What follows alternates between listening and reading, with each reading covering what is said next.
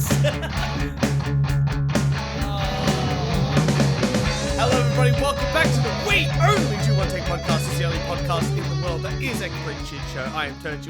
With me is my co-host, the CEO, the man that is both country and western. It's Kieran. How you doing, buddy? I'm doing very well. Thank you for the applause.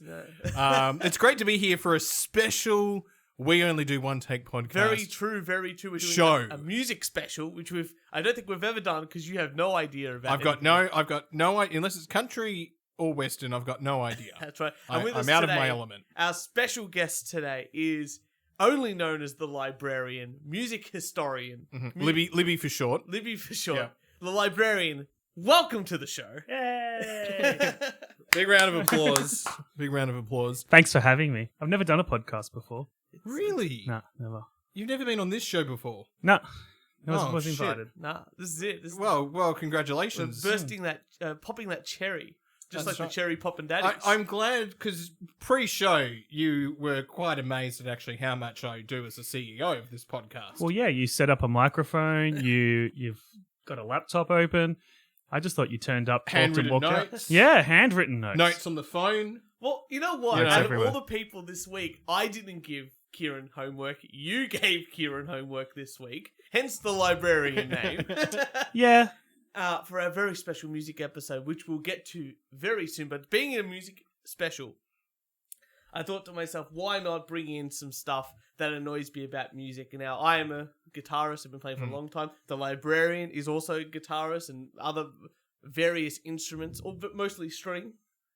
Yeah. Yeah, you know, all that sort of fun stuff. But I've got something that really annoys me, and this is where I try to do the crossover, Kieran, to something that you also enjoy Yeah. and also know about, and that is movies. Formula One. Got it. Formula One, yeah. Yeah. Well, you know movies, I do know and movies. you know Yeah. classic movies. I do know classic movies. In fact, I watched The Castle the other night. By the other Of course you night, did. I mean 3 nights ago. And what a great classic movie that is. Didn't we record 3 nights ago? You went home and watched it. And watched it. That's right. What a great film. It is a classic. Mhm. No Americans will know what that is. Just like the 3 Australians who still know what that film is. Yeah, is Rob about. Sitch directed The Castle. Oh. There you go. I always pick up something that I didn't know every time I watch it. It's on the box, on the front of the box. Never seen it before. What else did he do? Oh, well, he's done Utopia. He's done The Hello Men. He's done Frontline. Have you seen Frontline? No. Oh, Oh, no. okay. Because Blaine says I'm the Mike Moore of this podcast, Right. which you have to have seen Frontline to get that joke. I don't get it either, but Yeah. apparently someone else said that was true. So yeah. Now you got to watch Frontline. it's too much effort. Why do you give me so? I've already done enough homework for this show. Uh-huh. It's been 2 shows in 2 days. No, you'll enjoy Frontline as a viewing experience. But that's not music. We're here to talk about We are music. talking about music. I don't know. We're I kind of talking want to talk films. about films. We're talking about. Can we combination- change the special? We can. We can do both. In fact, I think you're going to agree with me on this. A lot of films from the 80s are now being remade. It's terrible. And there's a certain charm about the music of the 80s, or the original theme tunes of... Of the 80s and how they filmed the movies back in the 80s. Exactly right, but especially the music. Like John Williams, one of the greatest... Not to be confused with John Williamson, very who different. is an Australian music composer. very true. Yeah. But one of the things that he was really good at was putting together a piece of music that really emoted the film that he was doing. And same for, I'll use another example, the Ghostbusters theme. Oh, yeah. Really, Yeah. Ray J. Parker Jr. Yeah. Is that his name? Ray Parker Jr. or Ray, something like that? I don't think there's a J. I don't think there is a J. Ray Really? Parker Jr. Accurately captured the 1980s essence of this sci-fi comedy film about trash men catching ghosts, Yeah. right? But they remake these films in the 2000s and they think to themselves, we have to modernize. We have to modernize. And I put these into 2 different categories of modern reinterpretations, in quotes, of classic movie themes. And that is the lame piano, solo piano version of classic themes, Yeah. or dubstep Yeah. version. And I'm going to give you an example of both here. So this is the new Star Wars, or the Star Wars theme, written by John Williams, but rearranged for The Force Awakens when it came out. Here we go. So I already hate this. Yeah. It's one note. So they're trying to go for more of that silence, anticipation. See, already, Turch, if I was in the cinema, already I'm thinking about what am I going to order? Because I'm probably in gold class. And have I got adequate liquor and food on its way? See, but I've already tuned it. I've already tuned out. I already feel that this could be any crappy B film, and the guy that paid $50 to clink and clank on the pianos, or some crappy horror film. It doesn't feel like Star Wars. Oh, but listen to that climax now. Tommy Wiseau's just entered the room. I know, that's what I'm... He's about to hop into bed. Oh. And then the romance song. Yeah.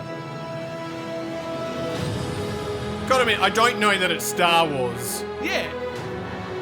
Even now, it's still not Star Wars because the way John Williams arranges his music. I don't know about you, but I can't hear you over this music.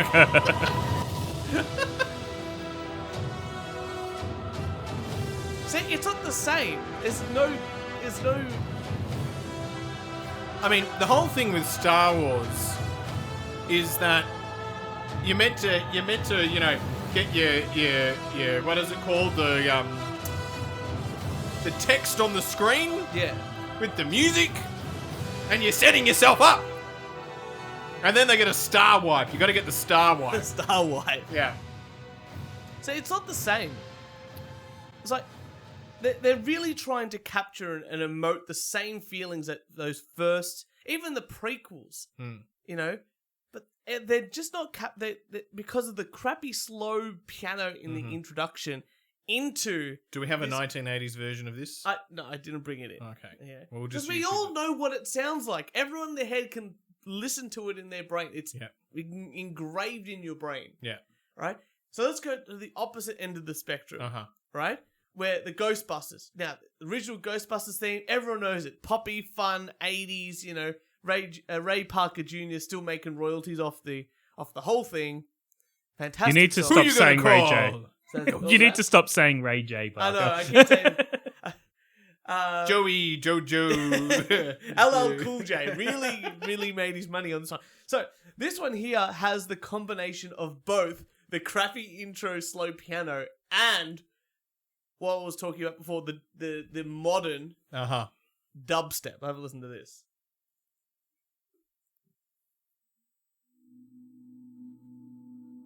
Now this is the female version, is it? This is the female version, yeah. Yeah, this is not the feeling of Ghostbusters. God, pianos must be in right now. I don't think pianos ever left. Adele sort of brings them back every couple of years.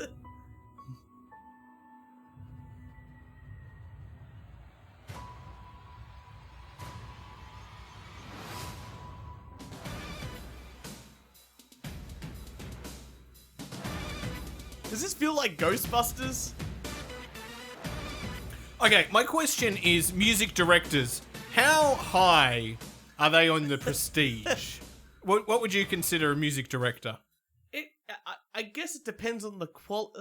Out of all the things in Hollywood, I would say the music director is really based on the quality, not the quantity, but the quality of their work. Because, what was it? Danny Elfman at one stage was phenomenal, and now he's like, you put his name on a poster, and everyone's like, well, that's not good. Right. Whereas John Williams still has that prestige. Yes, you know? yes. I always wanted to be a music director when I was a kid. Right. Please tell me how you aimed to do that. As a person who quit piano in grade 2. Is this coincides with your idea of if I'm ever in hospital, I will learn guitar? Yeah. It's the same line of thinking across the board. If I am ever in hospital, please get me a guitar. Well, I'm I'm going to come there. And some lessons. And go, you're a useless friend. Tell the doctor I'm the doctor now. And complain about the type of coffee that's there. Or just bring me KFC or McDonald's. That's all I want. And alcohol. Bring alcohol. I'm sure they'd allow that in the hospital. Why not? I said I'm sure they would. Oh yeah, I think so. Get closer to the mic there, Librarian. Oh, sorry. Get nice and close. There we go. Yeah. I told you I've never done this before. No, that's why I'm helping you out. I'm helping you out. Anyway, so I think that maybe I'm sick of reboots as well, but I think what they're doing with the music of these... See, I am sick of reboots, but I remember being a kid and watching Starsky and Hutch, the reboot, and I loved that film, and then I went back and watched the original, and I was like, the original sucks. Whereas I'm sure if I was alive when the original came out, how great would the original be? That's the thing. And how annoying would the new Starsky and Hutch be? When you watched the new Starsky and Hutch, did you know it was a reboot? No. Well, there you go. Yeah. You've got it from a clean slate. Yeah. Oh, I'm sure you probably watched the the new trilogy of Star Wars first, and then watched the old ones. Yes, yeah. But you still go, the old ones are better. I don't really remember the new ones. Right. I don't really remember Star Wars at all. The legroom was no good when you saw it. This is the Spider-Man thing. All over again. But I am going to go see Spider-Man. It's coming out. Yeah. There will be a review. Yeah. Do you want to come see Spider-Man with me? No. Are you taking my brother? I thought you were taking my brother. I am taking your brother. Okay. I'm taking as many people that wants to come and see Spider-Man with me. I'm going to teach them how to do the movies. You should film it. Set up a podcast in the theatre. Hello and welcome to the show. Shh. Yeah. Cool. I've got more music rants. Oh, good. I've got plenty of material here. TikTok is really showing people. TikTok is really destroying the world of music. Yeah. Right. Well, did you know that musicians are changing their technology is changing the way musicians write and record music because they need the catchy tune. Yeah. The catchy tune or whatever it is. What's the verse, the chorus, the whatever It's that a is. hook. The hook. Yeah, more hooks. Is now 15 seconds into the song. Of course. Whereas it used to be something like 30, 45 seconds. Well, that's what TikTok is doing. So Yeah. people use, dancing to TikTok songs and all that sort of stuff. Uh-huh. They need 10 seconds to 15 seconds of footage before, and then that retention sort of drops up, like you just said. But also, it's creating music stars simply because millions of people like the video. And because there's no real distinction between what's good and what's bad, it's just about being seen. Yes. Really terrible acts across the board are being into, like, the music industry, which is a dying industry because of independent and all that sort of stuff, are just going, hey, we could just take these people, give them a record contract. These people get 20, 30, 50, 100 million views on their videos. Or that means at least 10% will buy their record. Why don't we just... Do people still buy records? Well, there's two of us here. Yes. See, I walk into JB Hi-Fi and I'm just amazed at A, they still sell CDs and records. I think records... It's a vinyl revival. Yeah. Vinyl's big. Records are nice. CDs, maybe not so much. Yeah. Because the joy of getting a CD, like, from the library... you take it home, you burn it, it's yours forever. You've done it illegally, but you've still done it. Mm-hmm. Now everything's on Spotify now, so there's no need. Yeah. And you're not going to get those scratches halfway through a song that you can anticipate every time you listen to it. There's a bit of magic to that, though. Yeah. And then you find out that it wasn't supposed to be there the whole time when you first streamed it. Bit, yeah, that's a bit. I can even play that bit on guitar. That's how I learned it. So have you guys heard of these guys called Fly Soldier and Correct? Do I look like the kind of person that would have heard of them? They're two rappers. Uh-huh. And I put these in quotes quite a bit because these two guys here from like two 50-second, 1-minute videos have now got a record deal and being pushed by a publisher and all that sort of stuff and record label. And are making money off their rapping. Now, I brought an example in. Yeah, okay. Right? Here we go.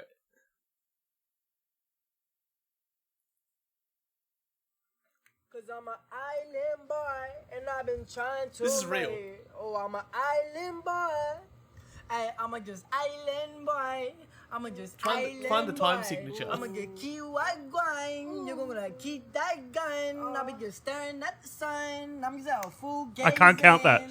Cool where I'm staying. They're like, you wanna be famous? I'm trying to be out the greatest. I'm a Florida boy. I get a real damn tropic. I'm like the damn on the topic. I'm an island boy. Put my vest on, yeah, like a wagwan man. Try to make it to the top. I'm an island boy. I've been trying to make it. I ain't seen it with a gang slang. You ain't just slang no kind. And through the storm, through the rain. Cause we try home like Amazing. a line. From the island boy. From the...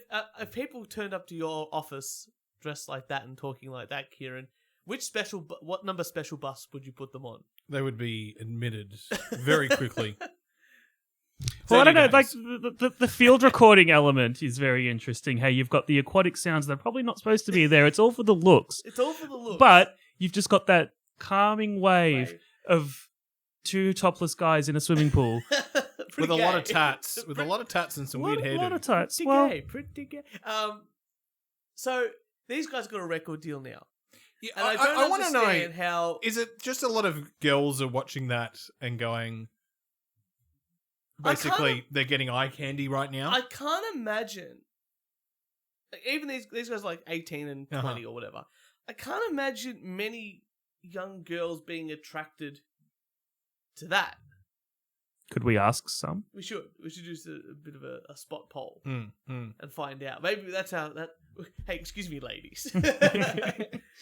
But the good news is the YouTube have decided that they can help these boys Very become proper music stars. good. Right. So here is a jazz lounge version that Yeah. I found that someone put together exactly of this. He got the time signatures right. So here we go.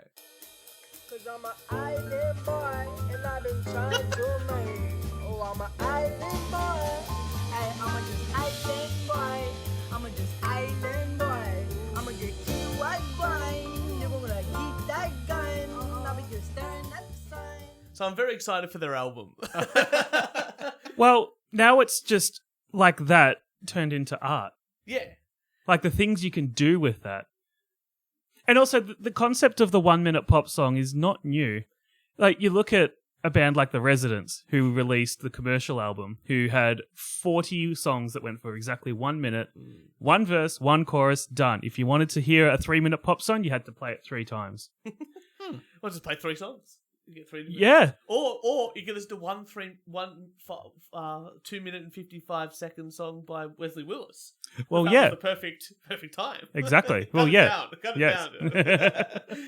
So, yeah, they've taken an experimental technique of time Like condensing. interpolation. Yeah. Like you've got 1 minute. It was deliberately 1 minute. Let's see what we can do within that 1 minute. It's going to be a 1 verse, 1 chorus structure. What can we do? We're doing it 40 times, 40 minutes. And now look what it's turned into. Do you really think this is the next level of Of avant-garde music? Avant-garde music, yeah. I don't think it's a very distinct difference there. Like, this is the difference between a fanciful piece of art and a guy and my little brother when he was 4 years old painting on a canvas. What musicians and artists need to remember, though, is that you can't make a cult following. It's the audience that makes the cult following. So if the right audience gets introduced to this kind of thing, it could go anywhere. Oh, that's very, very philosophical. I don't think the audience is the same audience as the residences. They could be now. See, I feel in a way, like I this feel is- sorry for all the musicians today because they're competing with just so much. Whereas, back in the 1970s, 60s. I think there was still a gluttony of music out there. I just think that history has left us with the memory of what was the most popular, and a lot of recordings were lost to time. Yeah, right. Or that great big fire that happened at Universal Music, like when I brought in ages ago. Because I also wonder, like, I've been going back through Triple J's Hottest 100s, right? Arbiter of quality. Yeah. But it's been really fascinating just sort of going, holy shit, these songs that were like the top 100 in 2003 wouldn't be popular today. No. You can actually see the trend, like the music trend just change. The whole Yeah. thing of Triple And J it is that only none of takes- that stuff was popular. And it only really. takes a couple of years. Well, yeah, like there was- a couple of years, and you can see the change happen. Like bands like Klinger from Watsonia North, around the corner from my place, were placing higher than Madonna on the Triple J Hottest 100 at one stage. Like, that's a feat. I really don't think Madonna's the Triple J crowd. Oh, well, she was. Apparently so not, was- because she was at number 96 or something. Well, and- so was Taylor Swift, wasn't she? She was at the top of the board. yeah. But anyway, I think that's our success. If we can do the breakfast show Yeah. on Triple J. I'm aiming higher. I want Triple M. I want those crappy advertisements. Well, I don't know, we will be Me and kicked Mick off. Malloy. We could probably get Triple M. Yeah, I don't think well. we'd get Triple J. There's some exclusivity. I got one more. Uh-huh. I just don't like Dee Snider. I don't know how you feel about Dee Snider. He's my hero. Sorry? He's my hero. He's really a hero. He's my hero. He's fantastic.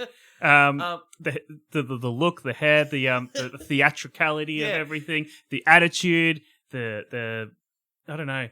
He's That- raping of underage women. He Did he do that? Oh yeah, yeah. His girlfriend was like 16 or 15 when she. Yeah, but they all did that. Yeah, but he's very out and loud about it. That's- Yeah, so was Elvis Presley.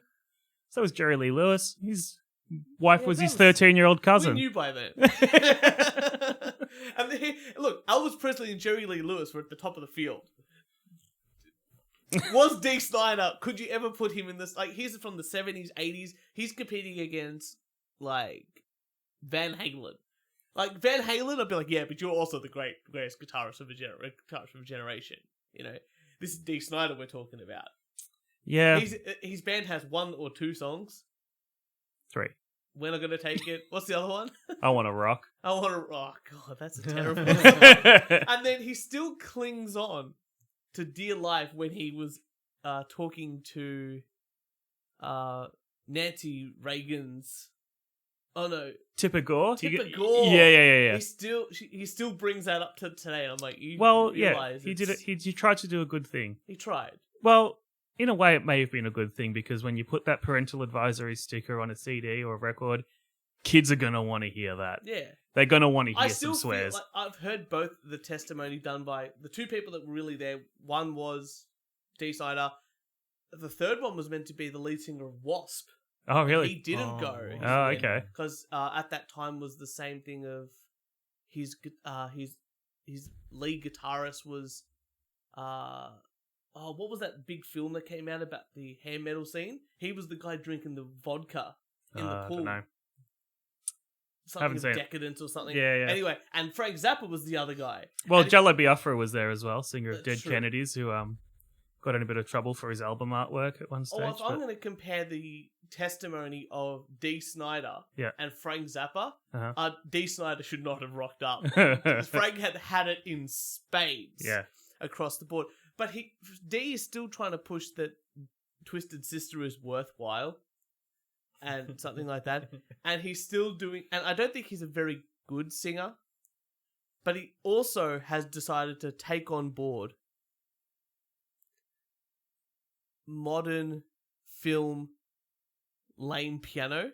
Oh, okay. He's taken the cinematic classical approach. Yeah, that's right. Great. And so what he's done is he's teamed up with Chris Angel to Yeah, re-record okay. and do a video clip for We're Not Gonna Take It. Yeah. Are you ready for this? It was a Alright, good yeah, video let's in the do it. 80s. It better be good now.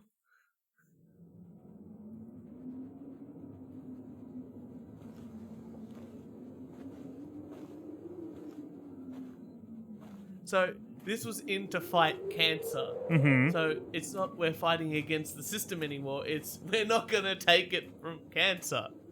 Okay. Cancer is the number 1 cause of death by disease among children. I don't know if that's true. D says it is, then.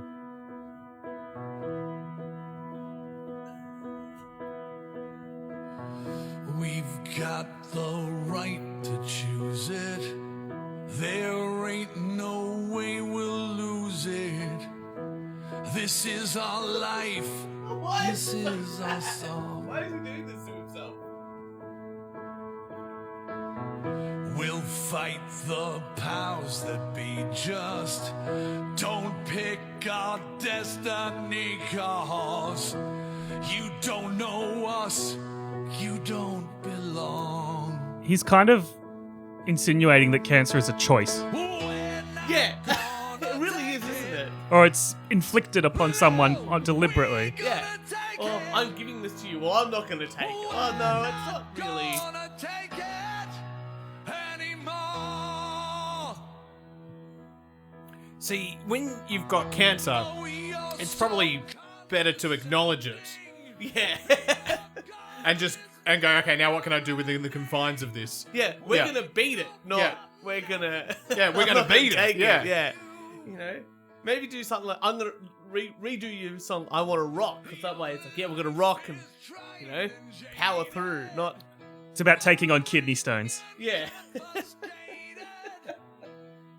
that's your best won't do.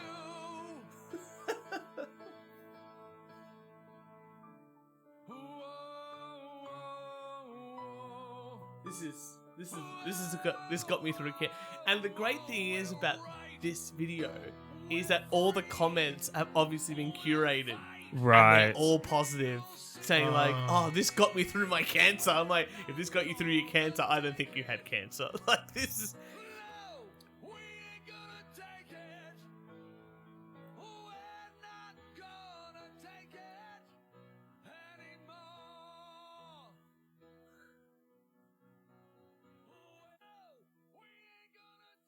So anyway, I don't like Dee Snider. All right, I just want to go back to the parental advisory. I'm just going to fill you with a fun fact here. Okay. Sounds fun. Librarian. Sounds fun. There's nothing more fun than facts. Yeah.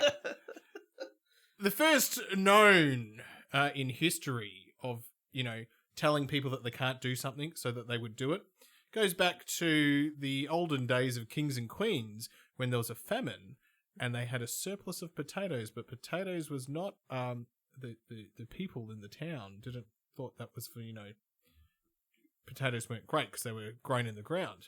And so the king had a garden of potatoes just outside his palace walls, and he put guards around them. And then so people would come over and steal the potatoes, which he told the guards to let the people steal the potatoes so that they would eat the potatoes. Is this another Irish myth that your friends told you? Is this like Australians telling other people like we don't fuck spiders is a saying? Anyway, that has very strong parallels to the parental advisory on records. Yeah. I thought it was like, hey, you shouldn't get into that boat, black people from Africa. Oh, we're gonna get in that boat. Yeah. That's how they actually got the slaves over. Yeah, pretty much. It was yeah, they consented. Is yeah. that what you're telling That's me? sort of, basically, it's parallels. It's parallels. It's Marvo, it's the vibe. I want to, since we're talking about music, I just wanted to play, have you guys got into beatboxing? What is this, 2002? Yeah. I thought bringing in Dee Snider was going to be passe, but here we go. We're into beatboxing now, are we, Kieran? Yeah. Hang on, here we go. Redline versus So-So 2019 Grand Beatbox Battle. What's the guy that went on Australian Idol? And Yeah, trying to think of his name. I can't. Come on. I said the trois, you said the drill in trois.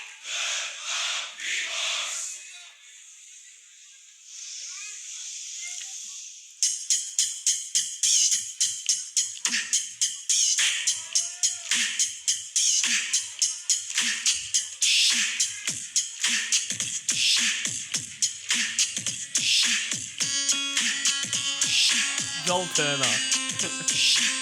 Anyway, Okay. Joel Turner is the one I thinking think of. that's Very good. pretty cool that they can do that with their, Yeah. voice. You can do it too. Oh, no. I'll teach you how to do it. You know I how know how to do it, yeah. You know how to do They it? say boots. Yeah. Hmm? No. Oh, really?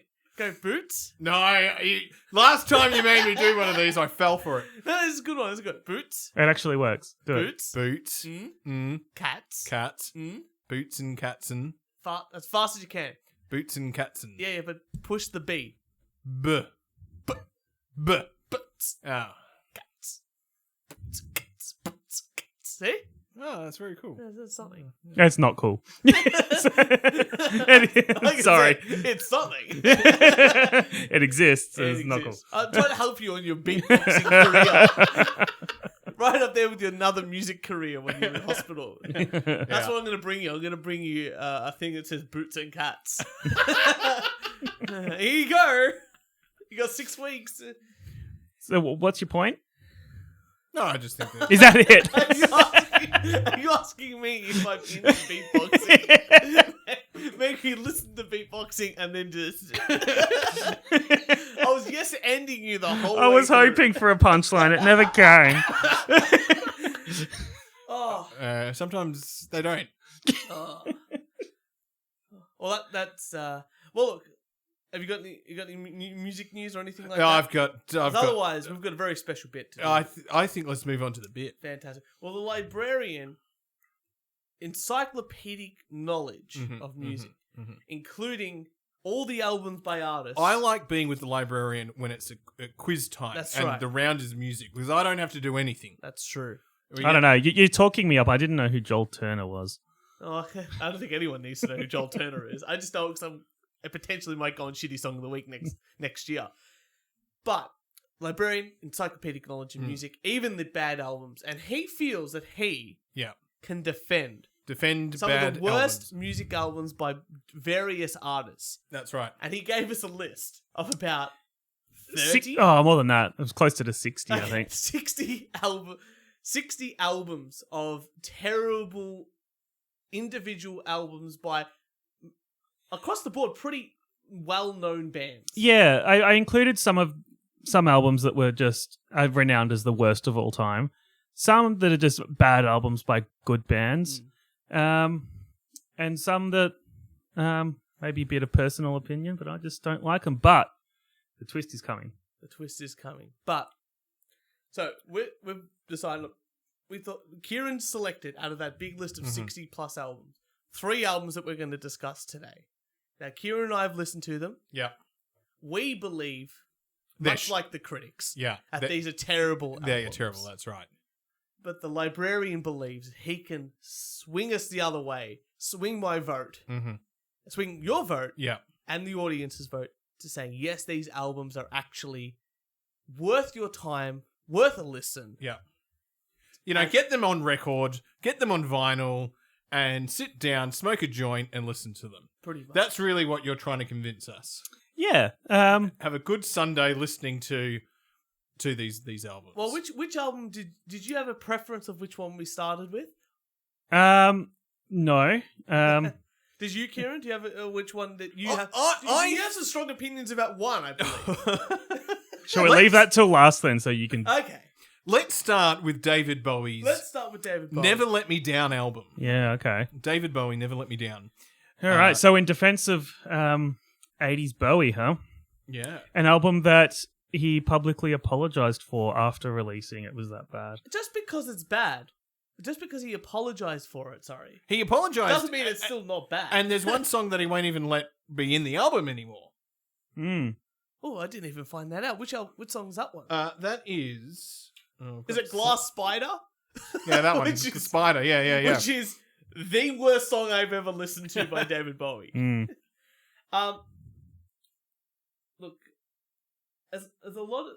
The biggest complaint I had about this album, apart from Peter Frampton wailing on guitar through the whole album like he was paid per the note, was the ungodly length of every single song.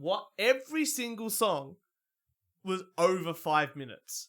Yeah, well, it does have a very... Well, it's, 1987? Still trying to fit a record on a record. 1987, and he's trying to return to the rock and roll. He is trying to return to the rock and roll, but he's also trying to...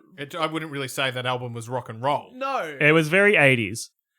But you look at some of the 80s bands that had survived the 70s that were doing all right in the 80s. You look at Yes.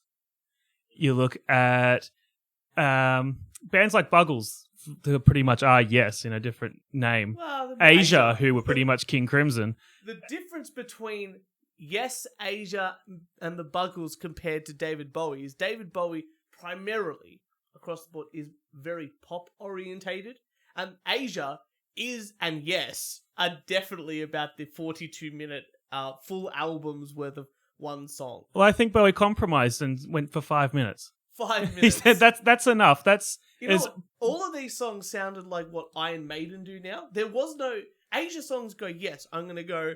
There's 20. Asia different songs riffs. go yes, or yes Well, songs go Asia. A bit of both actually, depending on who's in the band at the time. Both of them go. We've got lots of riffs, we've got lots of ideas, lots of changing this and that. David Bowie decided, hey, I'm gonna do Iron Maiden before Iron Maiden become the 2000 Innovative. Iron Maiden. What an innovation. Amazing. And- What an artist. And go, I'm just going to repeat the chorus 40,000 times. Yeah. Here's a chorus that you can never forget. Mm. 0, here's my 0 again. Woohoo. I'm sure you heard that song. And that's the only thing I remembered from that song there. Fun fact. The album was number 6. I'm actually helping Berger here. Was number 6 in the UK. That doesn't scream quality.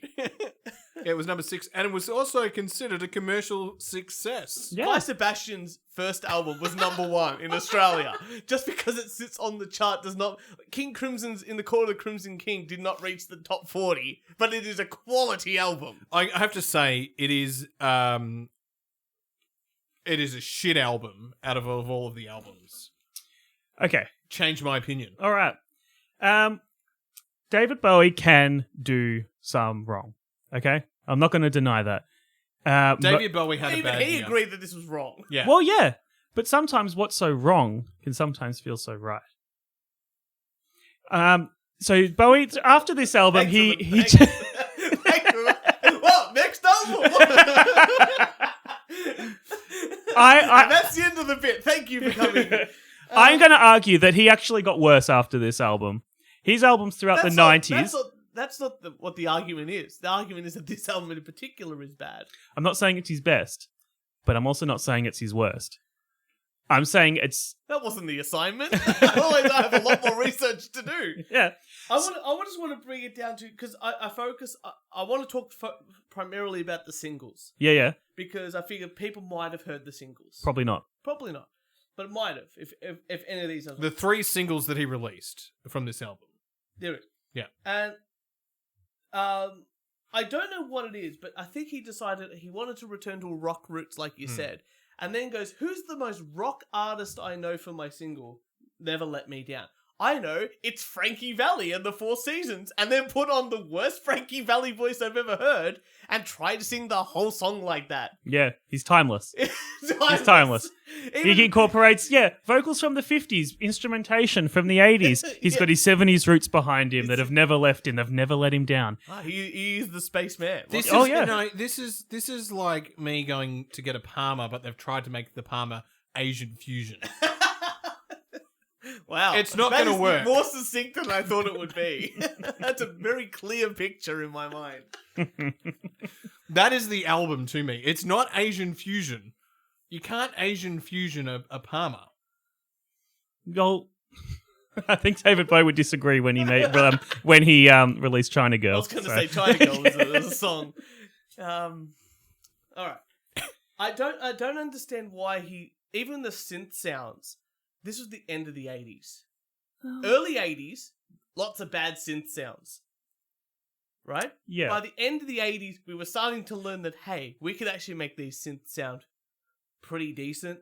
You know? I mean, it's no Party All the Time by Eddie Murphy. It's bad. Mm-hmm. But these synth sounds are either the cheapest Casio keyboard they had, or David Bowie was definitely on every single drug he knew.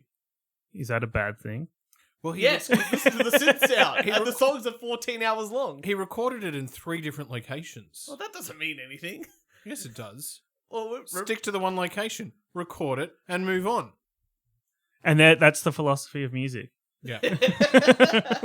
What happens if you have to leave? What if you're on the road? What if you're busy?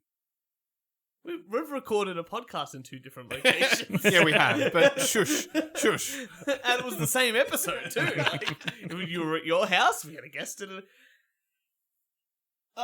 Let's talk about Glass Spider for just a Yeah. Okay. Now, Do we have a clip? no, we don't have a clip. I should have bought more clips. I've only got clips for the Rage Against the Machine album, which we're going to talk about next. Look, it is pretentious. I think he even understands that. But I'm like, you know what? I'm going to push past it. Mm-hmm. And I'm going to focus in. Maybe he is trying to say something with the lyrics. Mm-hmm. Now, there's a 2-minute intro talking thing over some bad synth. Is about trying to tell me about this mythical glass spider. Mm-hmm. And then there's the other half of the song that has no mention of a glass spider. Yeah. Now, That's prog. it's prog. It's pure prog. Pure prog. It's pure Can you 80s please prog. give me an example of another prog song that even does anything close to basically just being 2 songs stuck together? Well, lots of them have done that. King Crimson did it on In the Court of the Crimson King. They had the big rock ballad, and then it just goes into weird noodling. And it never resolved. It just kind of burnt out from there. It's 2 ideas stuck into one. Yeah, but that's I think that's just how Robert Fripp's mind is. It's how David Bowie's mind is. No, because there's a lot of crappy pop songs. There's a lot of pop songs, not crappy, but just pop songs in general that definitely have a distinct finishing and ending. I think this was just, he needed to get an album out. He thought he had some great mystical ideas. And I think this was just, he's got to get it out. It was good in his head, but not in reality. Exactly right. Yeah. Well, he's just come I off... feel like we've done a lot of the talking. You need to really, change Yeah. our mind here. Just, Is this a lot more information than you thought we'd come with? By well, the way? no, all I've done is listen to the music. That's right. Oh, right, okay. And convince myself to enjoy it. But, contextually... To be fair, you didn't think that I would have actually done anything. So then you thought you're just battling Turch. Yeah. Yeah, okay. I thought you were going to be the comic relief. But, I like, feel like I'm the comic relief. How's this? contextually, Bowie, right? Uh-huh. Genius at his craft. He's just come off the Fantastic Labyrinth. Mhm. What a film. Mm-hmm. Did a great job. Mm-hmm. Playing with his balls? Yeah. And he's still in that whimsical universe, yeah? What? Wanting to have sex with an underage girl? So you're saying he's got so much...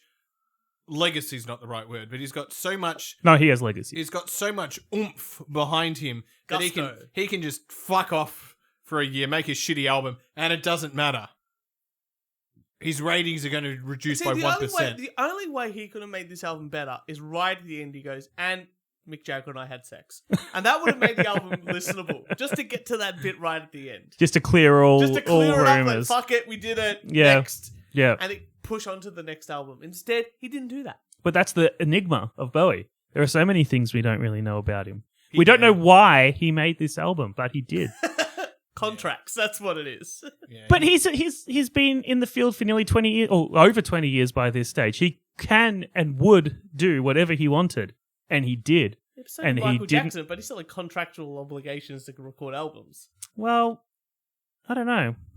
That's true. I'm letting you know. Well, yeah, but no, like I've got some other albums on my list that we might do another time that are contractual obligation Okay. albums, and they really push it to the limits. Well, let's push it to the next album then. Yeah. I Well, think- have I convinced you? Is it a good album? no. it's it's a terrible shit album. Yeah. Yeah. Boring, long, repetitive, droning, and no aim. Would you prefer listening to his 90s industrial metal albums? Perfectly honest, I sort of drop off after the 80s, like mid 80s, and that's about it. for So me. it gets worse from there. Well, we could bring it in another time. That's another episode. The thing is, though, that people like those awful albums, and I don't. Well, there you go. Well, we'll convince you. People that are weird. Yeah. Rage Against the Machine is the next album that we had to listen to. I was going to say, speaking of contractually obligated to complete an album, Yeah. Renegades. Renegades. Now, this is a complete album full of covers. Yes. I don't know if you know that. I was Kieran? going to say, I didn't know. Okay, so I actually didn't mind it. Okay. But now that I know that it's probably covers. It is. Every single song is a cover. Yeah. And that's my beef. I'm going to get stuck right into this. Hang on, we're swapping around here. Yeah, this is good. This is Good cop, bad cop is now. We've now swapped. Okay. The cover album. Yeah. It's got such a bad rap in the music industry. You do a cover album, you're written off artistically. You're out of ideas. You've got nothing else left. You go back to your roots and sing songs that inspired you in your teenage years, and that's all you've got left as a musician. But they are good. They can be good. Some of them are really fantastic. See, I'm of the opinion, yes, covering songs on an album can be good. And I always go back, my best example of that is Creedence. Every album, they always had a cover. Mm-hmm. And they released... But they do it in their style. Yeah. Which is which is So- what you want in a cover. Well, Wonder who else did it in their style. Creedence always did like 2 songs, and then a couple, like they did I Put a Spell on You, and they did a couple of other great covers of Heard songs. through the grapevine. Exactly right. But they always, 1, did it in their style, and 2, it was always part of an album. Mm-hmm. You know, the album that is only covers starts to lean for me towards a cover band. Now, yes, you can do it in your own style, but there are so many ska bands out there that do Take On Me, including my own, in a ska style that... Yeah, but your band's just covers. Exactly right. You're just a cover band. Exactly. Or I feel like Metalachi, which is a Mexican's, mariachi band that covers all the metal tunes. You know? But Now- is that a gimmick? Or Richard is that... Cheese. Yeah. Almost to the Richard Cheese level now. Yeah, okay. You know? And that's where the Rage Against the Machine was sort of going, I think. Except for one song, which they didn't do at all in their style at all. In fact, I feel like they purposely made a song worse. Which one are you talking about? A Little Devo number. Oh, man. I was hoping it was going to be that. Called Beautiful World. Yep. The original Beautiful World is 80s cheese. perfect 80s cheese. Yep. And not only that, a funky, fun, upbeat song. Yeah. And it's almost ironic Yeah. in its naming. Uh-huh. But by making it very similar to the slow ballad piano versions of the Ghostbusters theme and Star Wars, you're getting to... You don't get it. I think that... Yeah. Now, funnily enough, this is actually my cousin Damien covering it. And you can't tell the difference between him and Tom Morello, who is the worst guitarist in the world. He's got a good effects pedal. Oh, he's got one. I used to have it. I don't know. It's a beautiful world we live in. And if anything else, this is proof that Zach actually can't sing. This is not a hard song to sing. Like, Devo aren't they're fantastic musicians in their own right, but they're not very strong singers. But he could still hold some sort of melody. He couldn't hit any of the notes. Yeah. I Here we think... go. Here's the original. Oh, that's fun.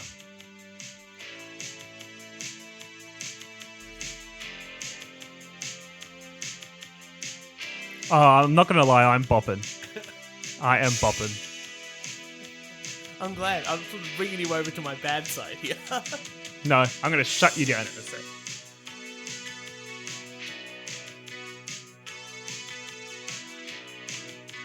You've got the biggest smile on your face right now. Have you ever heard the original of this? No, this is No. the first time. You're loving it. Yeah, I've got to agree. I'm agreeing with you now that the Rage Against the Machine's Beautiful World shit. It's garbage. Yeah. Yeah. It's not. I'll Okay, tell you why. No, please. Yes, it's very simple. He's gone for a vocal technique that's, Very rustic. yeah, borderline just whispering. They've He is the person that I would say when someone's playing sport and is yelling at the referee and umpire and bashing up the other team, I would call them, they're passionate. Yeah, exactly. They're a very passionate band. Yeah, very rustic. What they've done with this, they've captured the irony in a different way. it's almost like taking it back to Louis Armstrong's "What a Wonderful World." Mm-hmm. It can be interpreted like if you listen to Nick Cave and Shane McGowan's version, it's very Kylie Minogue there for a second. No. Subtly different song. Yeah, they've done it in a very melancholy, emotive way that makes you think maybe it's not such a wonderful world. There's a lot of pain and suffering going on. Yeah, I do like the Nick Cave version though. Yeah. Yeah. I think Rage have tried to capture that in a different way. Yes, the song is ironic already, but they've just flipped the irony on its head and stripped it back. They're singing about this beautiful world, but it's not a beautiful song anymore. So it's just negative. Yeah, it's negative energy. I think you have just given me what the fucking history department or social sciences do. Crap. You've just given me crap. Yeah, socialism was never bad. Like that's what I'm hearing at the moment there.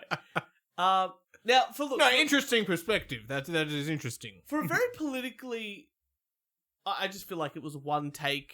They just, this is Rick Rubin behind the desk as well. Yeah, so I think And it was very loud. The whole album. Yes, it is. Except for that bit, which is why it stands out. Which is why you remembered it. It's still loud when I shoved it into my digital audio workstation here. Mm-hmm.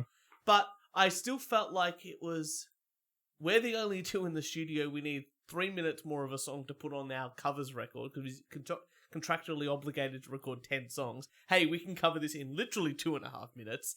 But let's put it on the record. Don't forget that they were breaking up when they were making this album. Then why, apart from contractual obligations, why even make? Why cover this one? When we have to write an intimate Well, song? because, as you said, they had a contract. They're breaking up. They need to get a song there. That's true. And then they just go, you know what? We know we did a bad job, but we've got spin doctors who are going to say, yes, we've flipped it. So it's not a beautiful world, but it is a beautiful world. Aha. But you also look at the context of where it sits within their other choices. You look at so many cover albums, and it's just songs that I liked. Look at David Bowie's Pin-Ups album. Pepsi Max album, top 20 Pepsi Max hits. That's not the same. that's like a compilation album, not a covers album. Yeah, no. Like, you look at Bowie's Pin-Ups, it was clearly just songs he listened to as a teenager that he wanted to have a turn at doing. Yeah. He's the king of Can I Have a Turn? Yeah. Hanging out with Arcade Fire and the Polyphonic Spree. It's just him in the background going, oh, can I play too? It's... They've taken influences from everywhere. They've got hip-hop. They've got obscure 80s songs. Like, that was not a big hit. Yeah. Devo are always kind of left field. They've got metal. They've got hardcore punk. What you said before, Devo were made a cult band. Exactly. And so they may not have been enormous. And they're so often described as a one-hit wonder. Yeah, it's true. Whip It is a great song, though. It is a great song, and it may have been their only hit, but their back catalogue of albums is just fantastic. Too, I remember. They've done Hendrix's Are You Experienced? Oh, what's the one I'm thinking Satisfaction, of? Rolling Stones, yeah. Which I don't think is a good cover. I don't like that song anyway. That's a good cover. Yeah. That's a great cover. The cover of it's better than the original song, but I don't like the original song. Fair enough. Makes that sad. Yeah. For a bunch of guys that are really into social progress, for a bunch of white guys that said nigger a lot, here's a compilation.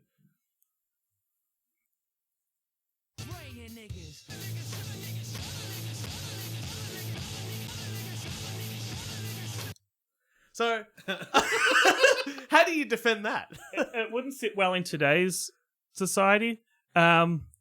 Lots of white rappers would say that in the 90s. On record? Yeah. Yeah, like who? Eminem?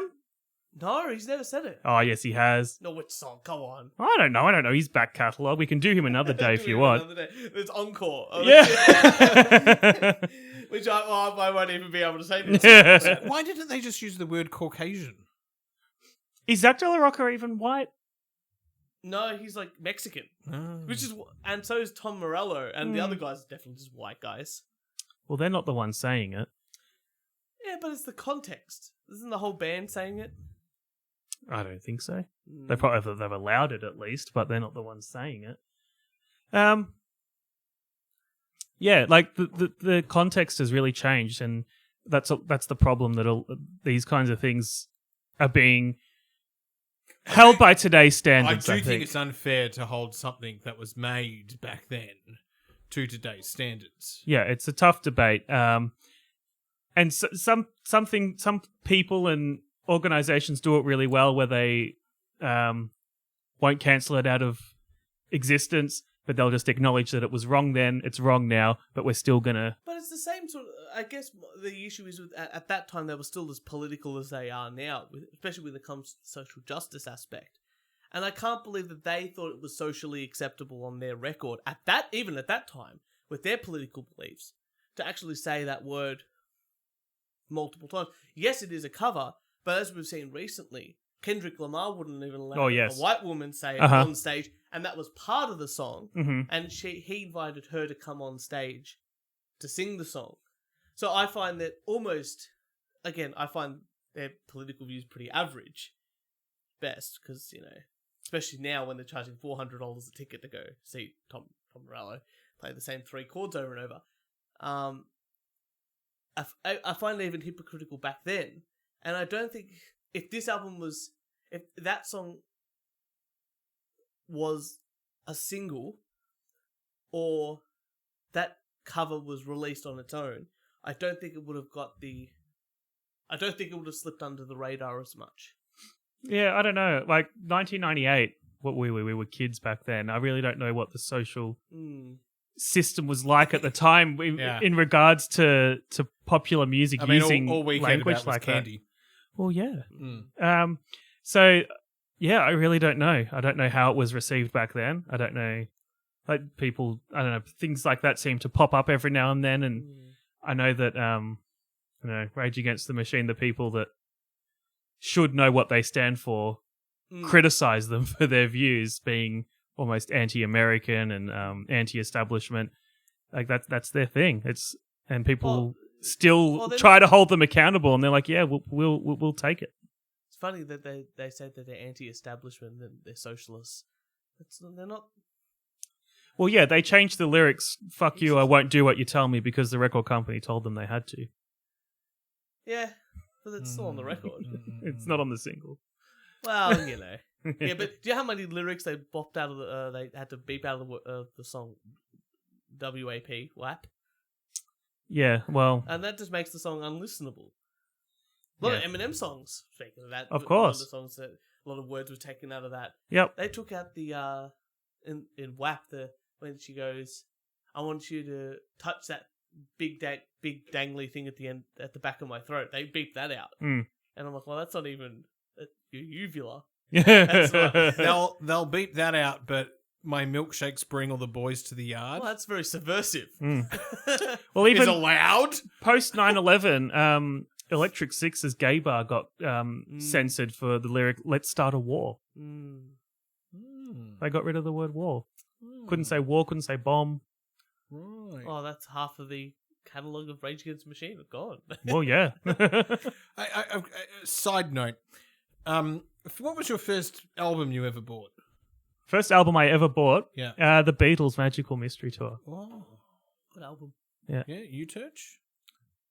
But the first CD I bought is the first thing I can remember.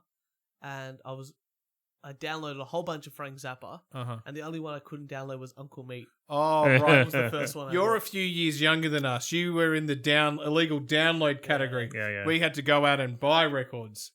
Yeah. What was your first record that Pepsi you bought? Max. Can we talk about Kick Out the Jams, which is one of the best, I guess, pre-punk? Yeah. Pre-heavy- proto-punk. Proto-punk? Yeah. Why did they slow it down by about 20 to 30 BPM? To get that groove feel. To get that real 90s groove feel. But groove metal was in. They were taking it on board. It's a very similar cover version, except for that slightly slowed down. Oh, look, it's basically tempo. the same song, Yeah. except for the BPM. But the energy behind the BPM, and then you listen to the live versions of Kick Out the Jams, and it's also about 400 BPM. Oh yeah, that's just chaos. It's a fantastic record. MC5. I think that I think they missed it on that. record. There's a lot of there's some. Apart from every single riff sounding basically the same because Tom Morello doesn't know how to change any of the settings on his amplifier. Mm-hmm. A lot of the riffs do sound very similar. I think you could probably mash a lot of these up together, Mm-hmm. and you probably wouldn't be able to tell the difference. I wanted to do that, I just didn't have the time, so I had another album to listen to. Yes, yeah. I not a strong. Well, yeah, it's showing. not the only song they did that with as well. I found their cover of Minor Threats, In My Eyes, to be quite similar. Another one. The original recording, really raw, really just kind of, it sounds like a one-take song. They were a kind of a one-take band, really DIY, and they've just cleaned it up, slowed it down a very little bit, taken the structure and really made it crisp, which kind of takes away the essence of the original recording, but it's Rage, it's their sound. It's like AC/DC have been doing their sound for 45 years, and Rage is... Yeah, Rage are doing the same. They've done the same thing, only for like 8 years. But I think that's probably why they burnt out the way they did. Because they were so hyper politicized in their lyrics all the way through. You can't sustain that. I mean, Chumbawamba tried, and then they had to release Tub Thumping, which is sort of I feel like But- proto-political. I Well, feel like yeah. the political songs, some of them are really good. oh yeah, Absolutely. I'm a fan. Yeah, I'm a yeah. big fan.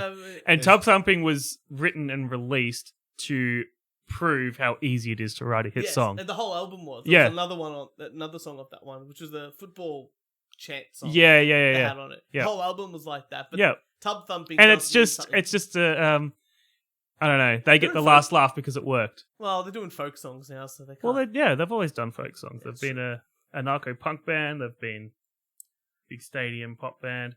They've done a whole bunch of other stuff. Kieran, you like this album? I don't know. Yeah. I'm still not convinced because I think that Back to Rage. Yeah, Right. We're not talking about Chumbawamba anymore. we could continue on to we sort of do I think we have to bring it back for Kieran. I think Rage Against the Machine is one of those. I feel it's like in the same vein as Nirvana. They had like 3 albums, maybe 4 if you count like this one here, and Nirvana's like live album, like acoustic album, right? And it's really good for when you're a teenager. Yeah. And then you re-listen to it as an adult and you go, yeah, it's a bit... But it really suits the teenager though, yeah. because teenagers are going through that. Life's crap, life's miserable.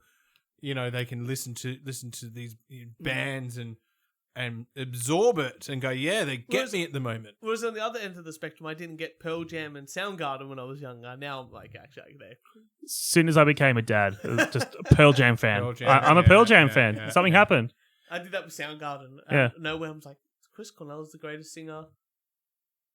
Been rocking the last That's 10 weird years. because I've become a Pearl Jam fan in the last couple of years. I'm like, Yeah. yeah. This is I'm digging this. They're my favorite rock country band. I'm gonna put it out there. They are just a country band. Mm. The more you listen to them, especially now with their like 8 guitarists on stage or whatever. Well, yeah, they've got. yeah. The work they did with Neil Young just kind of proves that.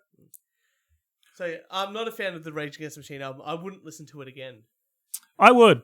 I there's some really great. The essence of their inspirations are really great. So you could make a compilation of the original recordings. It would be very mishmash. You've got Eric B and Rakim to Minor Threat. Doesn't go together. But when Rage does it, it brings it all into one Rage-sounding sound. I gotta admit, I didn't They all mind sound it. the same. I Got didn't it. mind Yeah. it. Didn't mind it. There you go. The last album. I think I don't have enough notes on this album here, but I think you do, Kieran. I think you have enough to sort of. Well, I don't, but because I'm going to be very concise. The last album is Weezer. Mm-hmm. What was the album title? Ratitude. Ratitude. Ratitude. Weezer, Ratitude. Now, what was the most popular song from Weezer? Buddy Holly? Probably, yeah. Their first 2 albums are just masterpieces. Yeah. Like I Pinkerton remember Weezer. Like I remember being a kid and going like, I like this band. Yeah. Yeah. This band is really cool. Haven't listened to Weezer Ever since. until it was like, okay, now you got to listen to Weezer for the podcast. What happened? What a shit album. Like, I mean, every fucking song sucks balls. Wow. This is a far more negative reaction to me not liking Rage Against the Machine. This is like visceral. So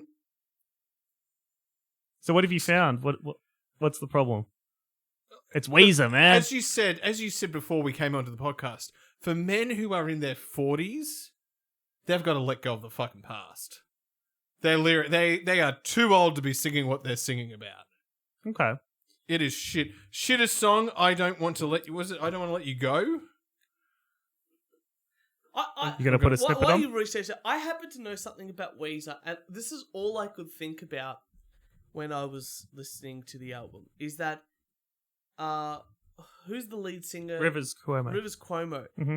He doesn't write stories within lyrics or anything like that. Really, what he does is he just finds the best words with the syllables to fill the space. Yeah. And so Here if it the is. lyrics don't make sense. I'm sorry. This just sounds like I've got the keyboard.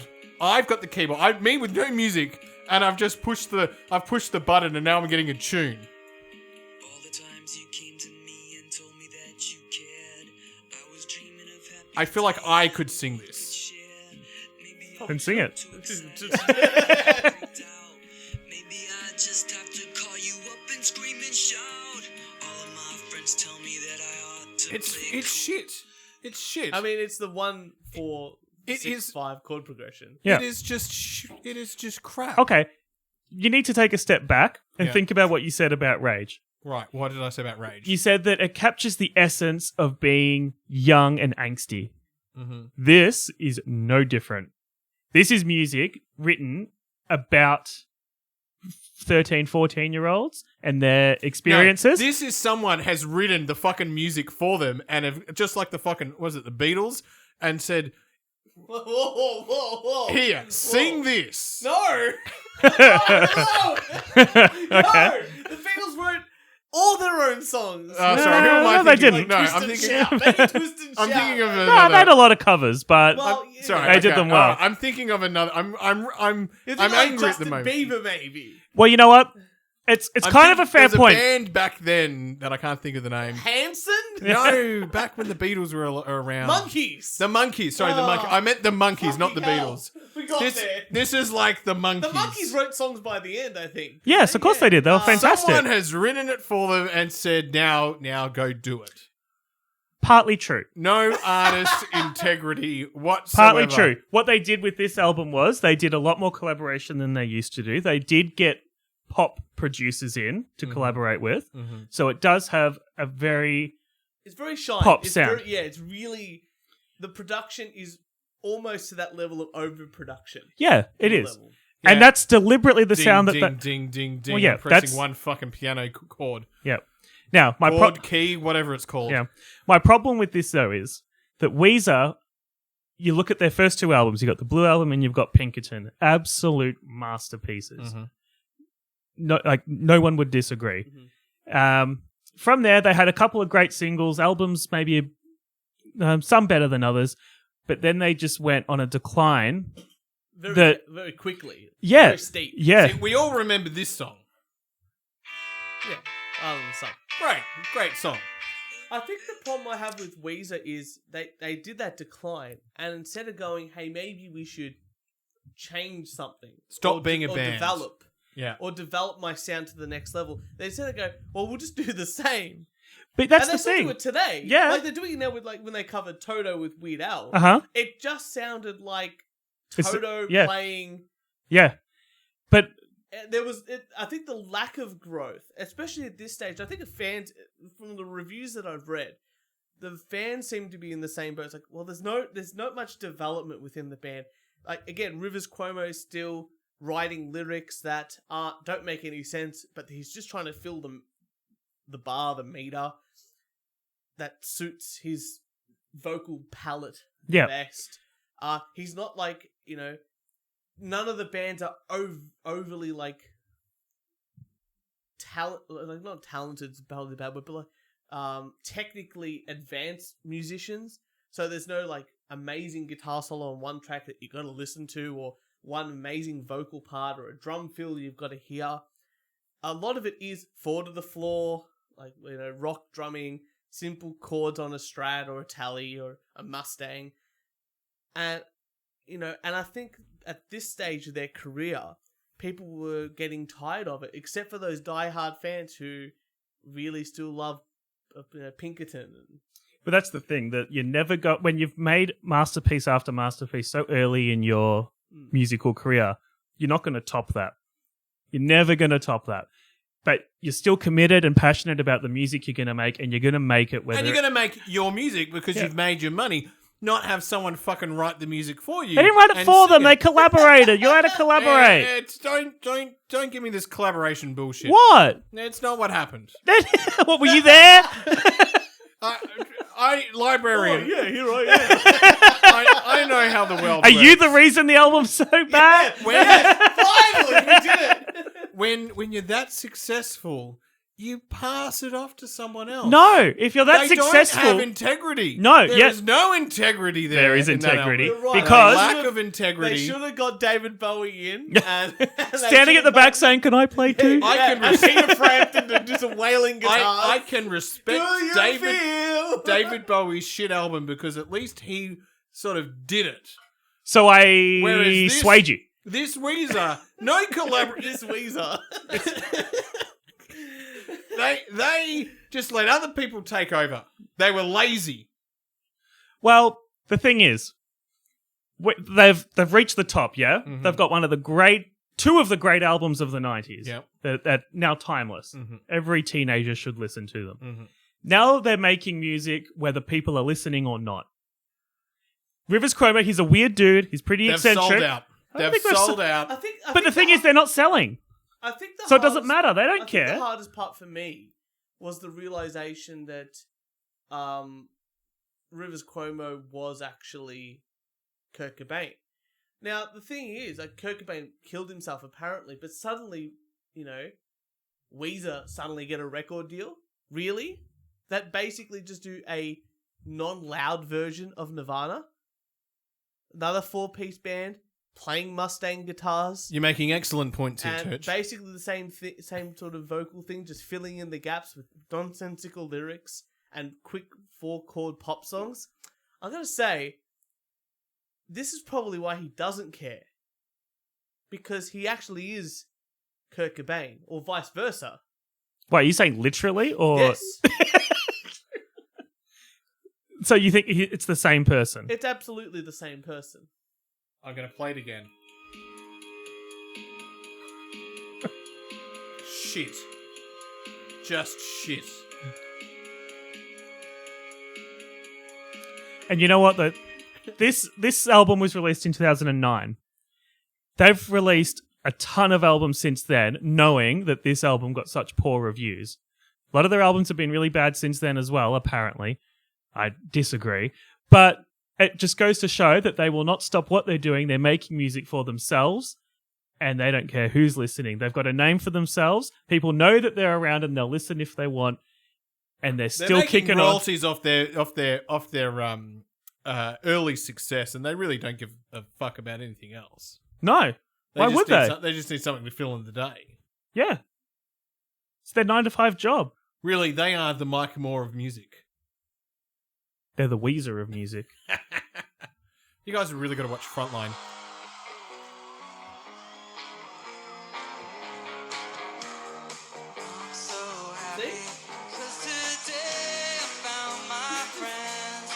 Is this Weezer?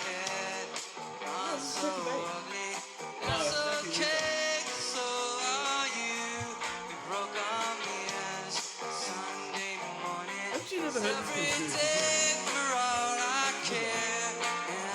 I did some different research, can you tell?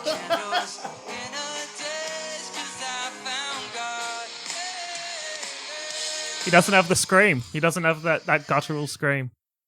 And It's a ruse. backtracking a little bit on something you said earlier. We all know that Dave Grohl did the screams in the back. Oh, I'm sure. You conspiracy theorist. If you want some musical virtuosity from Weezer, you backtrack a little bit to their Red album and listen to The Greatest Man That Ever Lived. It's a 5-minute song. It changes about 8 or... all right, Go King for Crimson. Says the person who does an hour podcast. It's about as long as a David Bowie song. And on a good day. it will blow your mind. Some of the things that they can do. It changes about 8 or 9 times. There's a lot of ideas going on, but they nail it. What's this song called?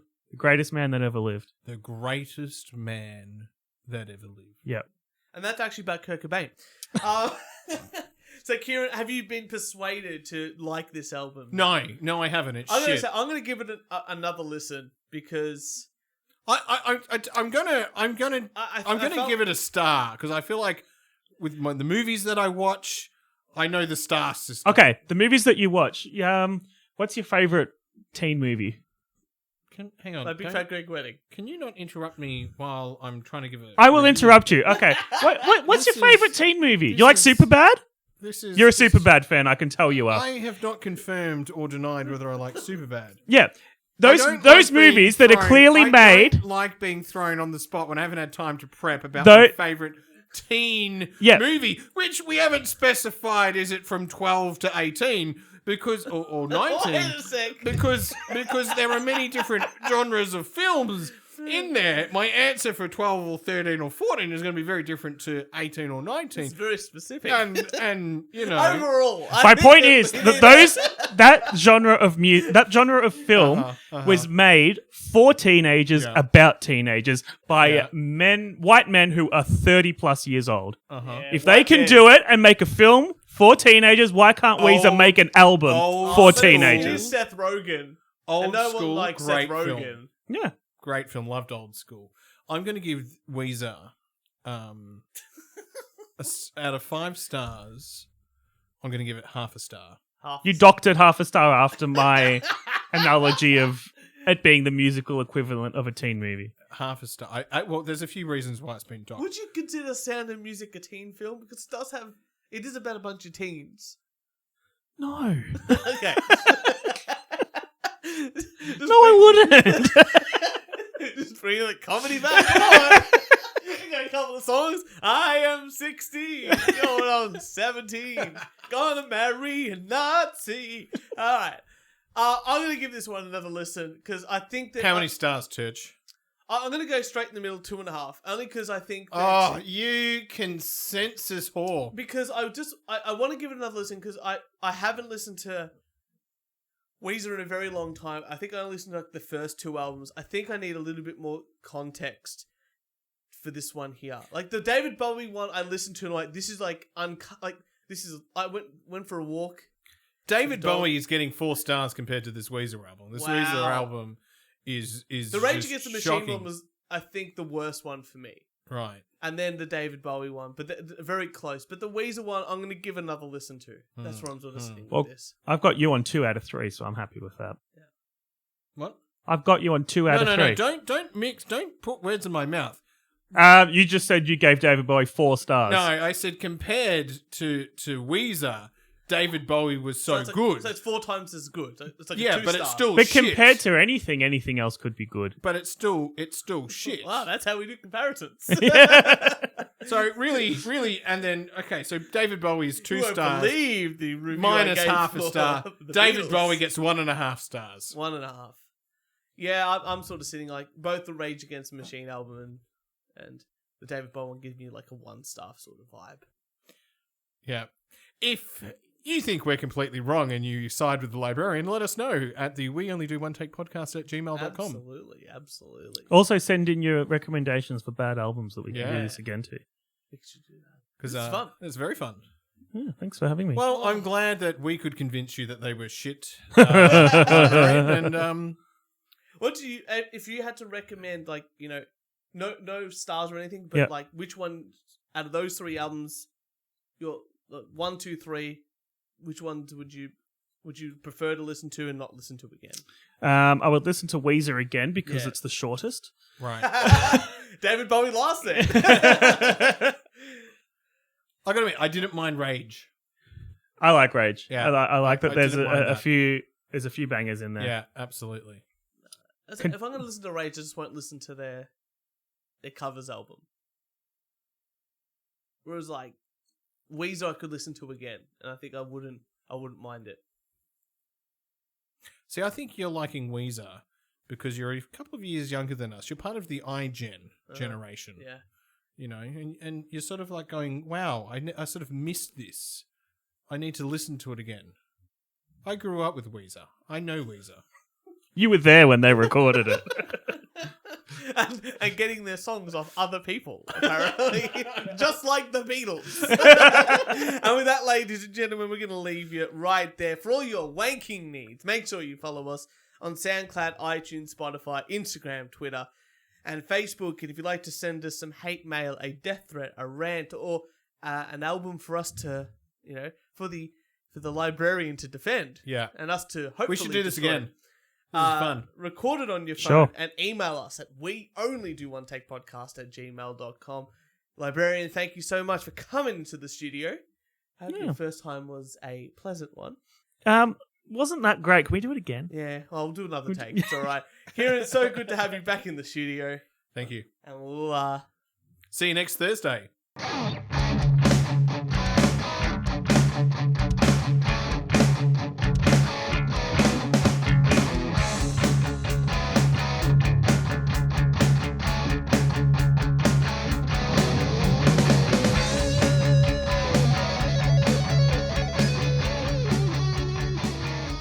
Whenever we release this. I don't know. How long did that go for? Hour 20. You cut it down to about an hour 19 and 47. So I'm going to put my little stinger at the end of what's his name? Dennis Rodman. I'll play it now. You haven't heard Dennis Rodman, have you? Come on, man. Motherfuckers, guys, come on. Give me the 5-star rating, baby. Give me the 5-star. That's all I want, baby. That's all I want. I'll fuck all the beautiful girls in the goddamn world. They'll fuck a 10-star. I just want 5. 5, baby. Just 5.